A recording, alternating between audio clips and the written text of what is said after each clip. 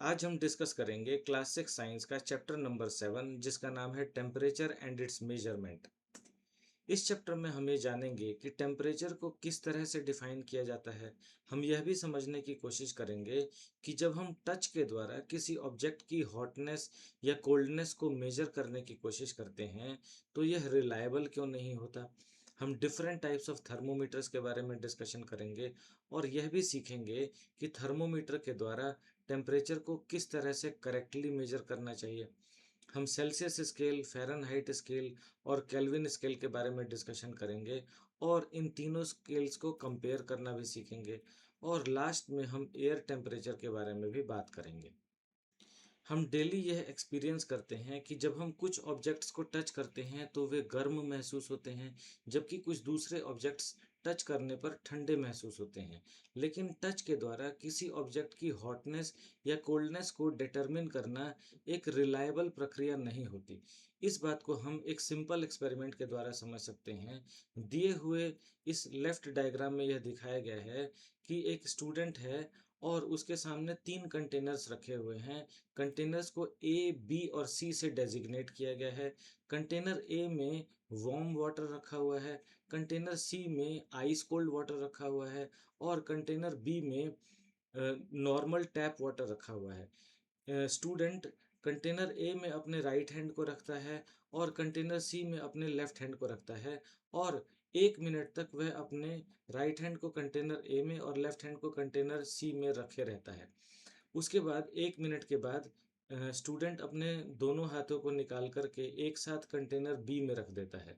तो ऐसा करने पर स्टूडेंट यह एक्सपीरियंस करता है कि राइट हैंड को जो कंटेनर बी में रखा हुआ वाटर है वो कोल्ड महसूस होता है, जबकि उसके लेफ्ट हैंड को कंटेनर बी में रखा हुआ वाटर हॉट महसूस होता है। तो यहाँ से जबकि कंटेनर बी में तो सेम ही वाटर रखा हुआ है और यहाँ पर हम क्लियरली नोटिस ये कर रहे हैं कि स्टूडेंट का एक हाथ राइट हैंड ये एक्सपीरियंस करता है कि कंटेनर बी में रखा हुआ वाटर कोल्ड है और उसका लेफ्ट हैंड यह एक्सपीरियंस करता है कि कंटेनर बी में रखा हुआ वाटर हॉट है। तो यहाँ पर हम इस बात से यह डिटरमिन कर सकते हैं कि टच के द्वारा किसी ऑब्जेक्ट के हॉटनेस या कोल्डनेस को मेजर करना रिलायबल नहीं होता। जैसा कि इस एग्जाम्पल से स्पष्ट होता है कि सेम वाटर को एक हाथ तो बता रहा है कि वो कोल्ड है और दूसरा हाथ ये बता रहा है कि वो हॉट है। इसीलिए हम ये कह सकते हैं कि टच के द्वारा किसी भी ऑब्जेक्ट की हॉटनेस या कोल्डनेस को रिलायबली डिटरमिन नहीं किया जा सकता। जैसा कि हमने अभी डिस्कस किया था कि किसी ऑब्जेक्ट की हॉटनेस या कोल्डनेस को टच के द्वारा रिलायबली डिटरमिन नहीं किया जा सकता। तो ऐसी स्थिति में प्रश्न यह उठता है कि यदि हमें किसी ऑब्जेक्ट की हॉटनेस या कोल्डनेस को रिलायबली डिटरमिन करना हो तो क्या करना चाहिए। यदि हमें किसी ऑब्जेक्ट के हॉटनेस या कोल्डनेस को रिलायबली डिटरमिन करना होता है तो हम टेम्परेचर का इस्तेमाल करते हैं। टेम्परेचर हमें यह बताता है कि कोई ऑब्जेक्ट कितना हॉट है या फिर कितना कोल्ड है। यदि हमें दो ऑब्जेक्ट्स के टेम्परेचर्स पता हों तो हम हायर टेम्परेचर में से लोअर टेम्परेचर को सब्ट्रैक्ट करके यह बता सकते हैं कि जो हॉटर ऑब्जेक्ट है वो कोल्डर ऑब्जेक्ट से कितना हॉट है। टेम्परेचर को मेजर करने के लिए हम एक इंस्ट्रूमेंट का इस्तेमाल करते हैं जिसे हम थर्मोमीटर कहते हैं। थर्मोमीटर्स मेनली तीन तरह के होते हैं। एक को हम बोलते हैं क्लिनिकल थर्मोमीटर, दूसरे को हम बोलते हैं लेबोरेटरी थर्मोमीटर और तीसरे को हम बोलते हैं रूम थर्मोमीटर।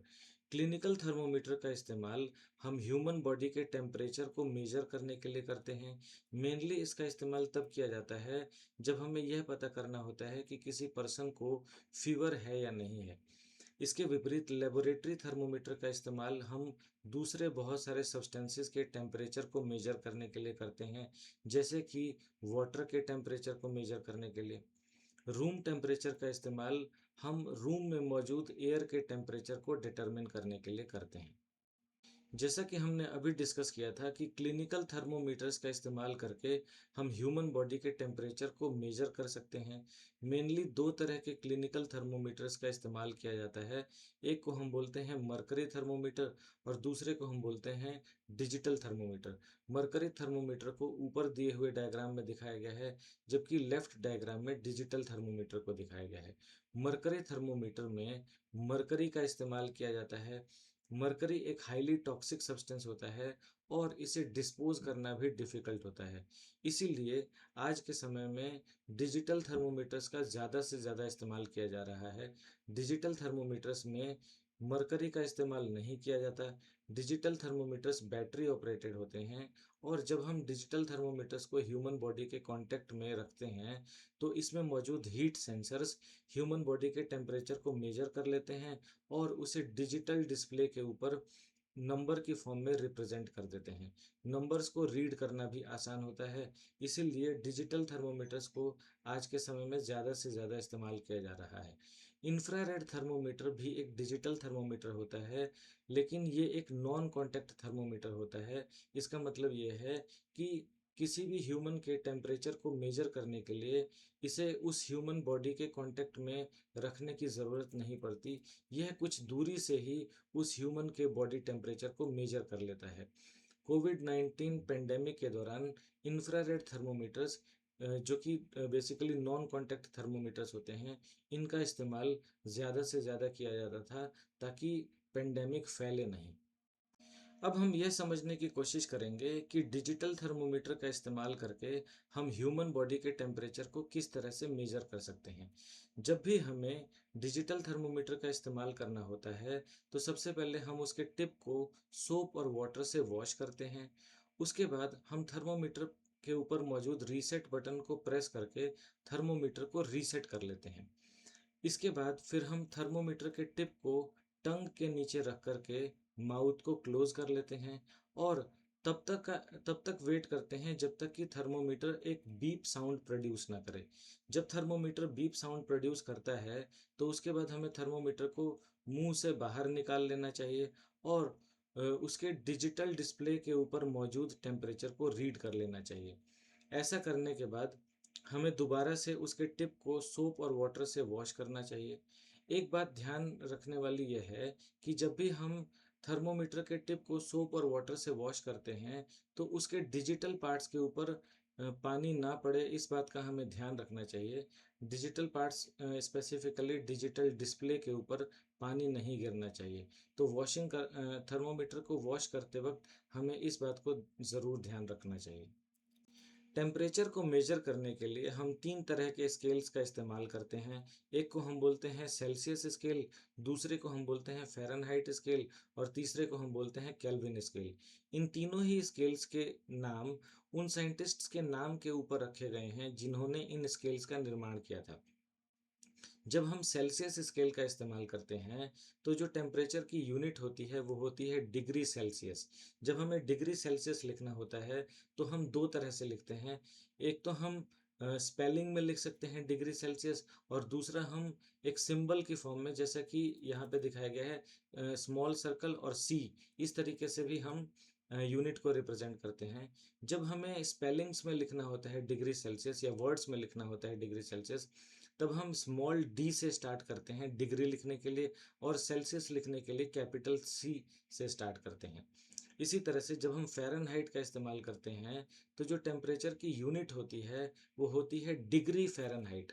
यहाँ पर जब हम डिग्री फ़ारेनहाइट लिखते हैं तो उसे दो तरह से लिख सकते हैं। एक तो हम वर्ड्स की फॉर्म में या स्पेलिंग की फॉर्म में लिख सकते हैं और दूसरा हम सिंबल की फॉर्म में लिख सकते हैं।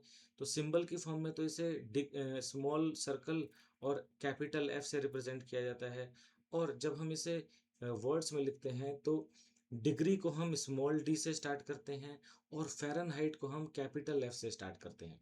इसी तरह से जब हम केल्विन स्केल का इस्तेमाल करते हैं तो जो टेम्परेचर की यूनिट होती है वो होती है केल्विन। इसे भी हम दो तरह से लिख सकते हैं। एक तो वर्ड्स की फॉर्म में और एक सिंबल की फॉर्म में। तो वर्ड्स की फॉर्म में तो हम जब केल्विन यूनिट को लिखते हैं तो स्मॉल के से स्टार्ट करते हैं, स्मॉल के से स्टार्ट करते हैं। लेकिन जब हम इसे सिंबल की फॉर्म में लिखते हैं तो कैपिटल के से लिखते हैं। 37 डिग्री सेल्सियस 98.6 डिग्री फ़ारेनहाइट के बराबर होता है।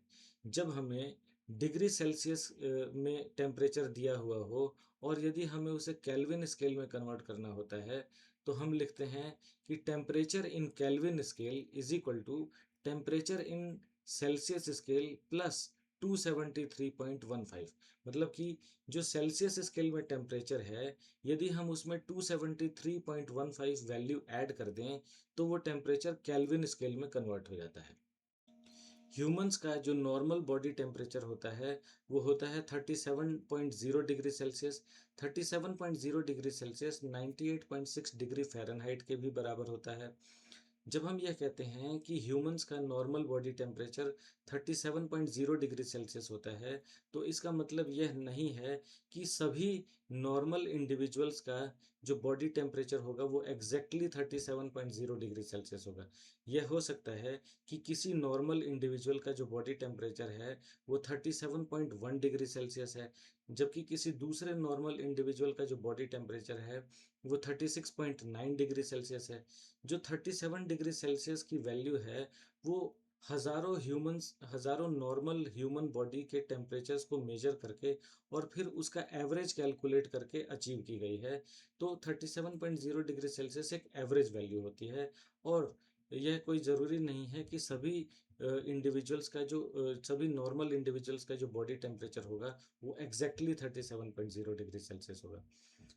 जो बॉडी टेम्परेचर होता है वो एज के साथ भी वेरी करता है, एक्टिविटी लेवल के साथ भी वेरी करता है। यानी कि जब हम ज़्यादा एक्टिविटी करते हैं तो यह हो सकता है कि हमारी बॉडी का टेम्परेचर बढ़ जाए, और दिन के किस समय पर हम टेम्परेचर को मेजर करते हैं इस बात पर भी डिपेंड करता है। जो छोटे बच्चे होते हैं उनका बॉडी टेम्परेचर एडल्ट्स के कंपैरिजन में थोड़ा हाई होता है, जबकि जो एल्डरली पीपल होते हैं, जो ओल्डर पीपल होते हैं, उनका बॉडी टेम्परेचर एडल्ट्स के कंपैरिजन में, जो यंग एडल्ट्स के कंपैरिजन में थोड़ा सा लोअर होता है। जैसा कि हमने पहले डिस्कस किया था कि लेबोरेटरी थर्मोमीटर का इस्तेमाल करके हम बहुत सारे सब्सटेंसेस के टेम्परेचर को मेजर कर सकते हैं।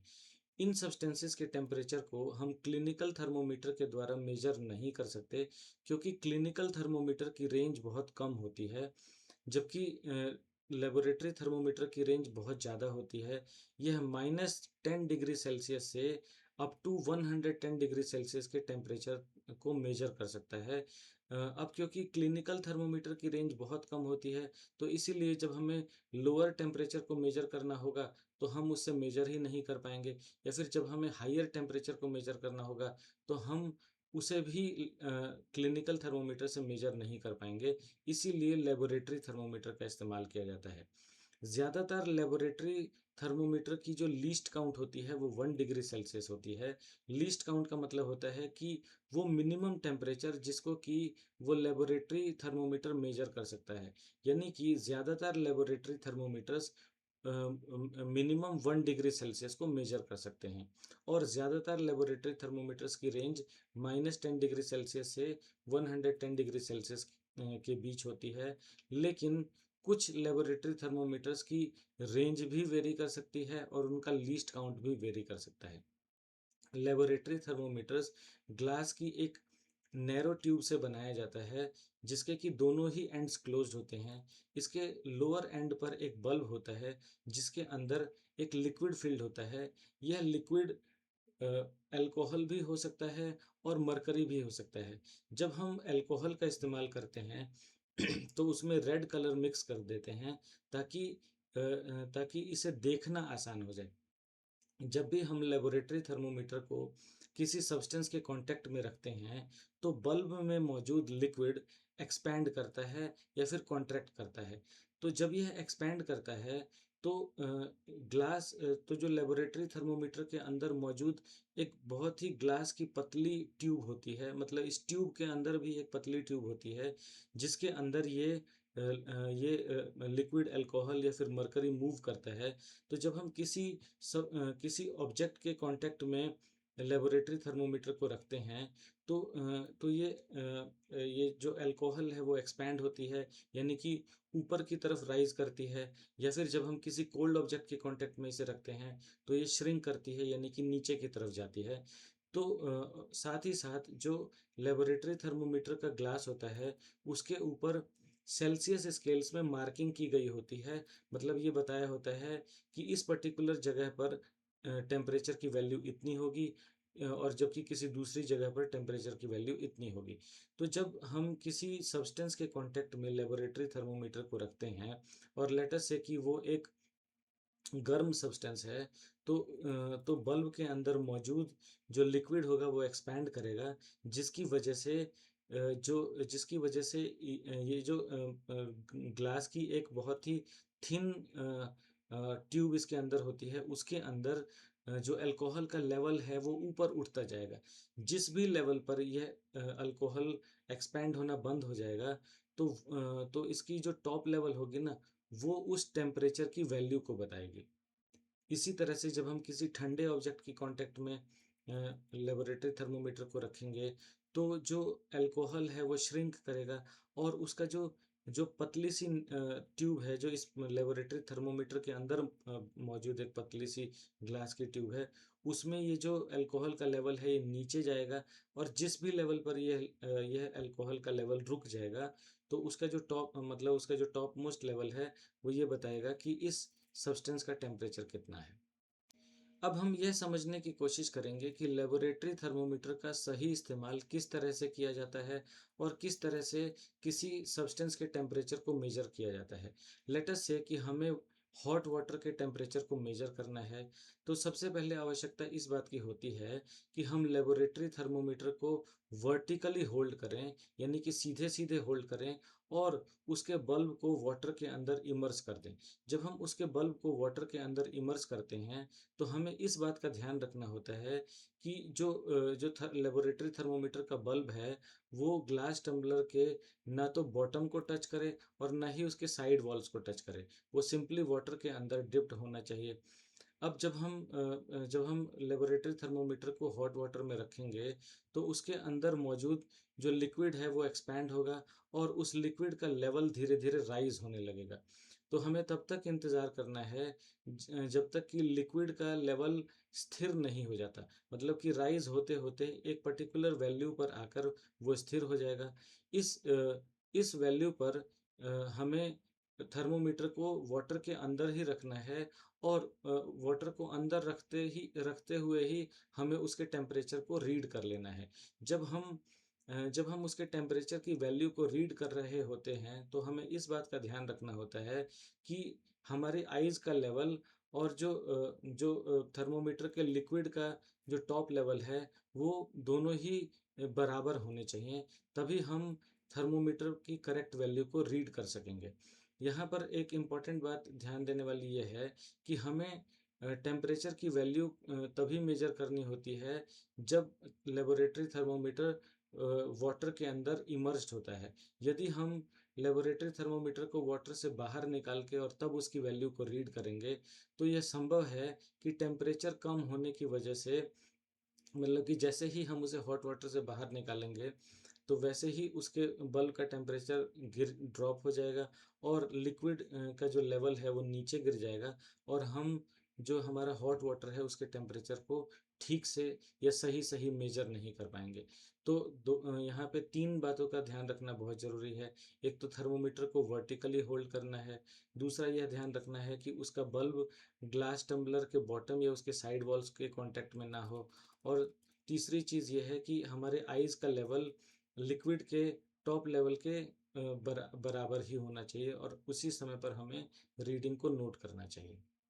रूम थर्मोमीटर का इस्तेमाल करके हम किसी रूम में मौजूद एयर के टेम्परेचर को मेजर कर सकते हैं। वेदर रिपोर्ट्स में जो मैक्सिमम और मिनिमम टेम्परेचर मेजर किया जाता है, वो भी एयर का ही मैक्सिमम और मिनिमम टेम्परेचर होता है। वेदर रिपोर्ट्स को मेजर करने के लिए हम बाहर की खुली हवा में रूम थर्मोमीटर जैसे ही इंस्ट्रूमेंट्स का इस्तेमाल करके एयर के मैक्सिमम और मिनिमम टेम्परेचर को मेजर करते हैं। अन्ना मानी एक साइंटिस्ट थीं जिन्हें वेदर वुमेन ऑफ इंडिया कहा जाता है। उन्होंने बहुत सारे वेदर मेजरमेंट इंस्ट्रूमेंट्स इन्वेंट किए और बिल्ट किए, जिसकी वजह से इंडिया की डिपेंडेंस दूसरी कंट्रीज से ख़त्म हो गई, और इंडिया खुद से वेदर को मेजर करने में सक्षम हो गया। अन्ना मानी ने रिन्यूएबल एनर्जी के डेवलपमेंट में भी अपना योगदान दिया था। तो इस चैप्टर में हमने ये जाना कि टेम्परेचर किसी ऑब्जेक्ट की हॉटनेस और कोल्डनेस को मेजर करता है। हमने यह भी समझा कि टच क्यों अनरिलायबल होता है किसी ऑब्जेक्ट की हॉटनेस और कोल्डनेस को मेजर करने के लिए। हमने डिफरेंट टाइप्स ऑफ थर्मोमीटर्स के बारे में डिस्कशन किया और हमने यह भी जाना कि टेम्परेचर की एसआई यूनिट केल्विन होती है। Thank you very much. Videos बनाने हैं, फिल्मोरा है ना।